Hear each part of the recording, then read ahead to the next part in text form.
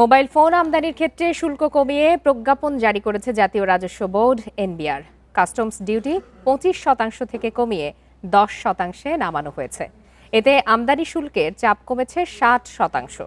মঙ্গলবার এনবিআর এর প্রজ্ঞাপনে জানানো হয়, নতুন কর কাঠামোতে মোবাইল সেট আমদানিতে সামগ্রিক শুল্কের বোঝা 61.80% থেকে কমে 43.43%-এ নেমে এসেছে। এছাড়া যন্ত্রাংশ বা উপকরণ আমদানির শুল্ক 10 থেকে কমিয়ে 5% করায় স্থানীয় মোবাইল সংযোজন শিল্প উৎসাহিত হবে। প্রজ্ঞাপনে বলা হয়, নতুন কর হারে 30,000 টাকার বেশি মূল্যের আমদানি করা মোবাইল সেটের দাম 5,500 টাকা কমবে। একই শ্রেণীর দেশে সংযোজিত মোবাইল সেটের দাম 1,500 টাকা পর্যন্ত কমবে, যার ফলে বৈধ আমদানি ও স্থানীয় উৎপাদন বাড়বে বলে মনে করে এনবিআর। একই সাথে অবৈধ ফোনের বাজার নিয়ন্ত্রণে আসবে বলে আশা করা হচ্ছে।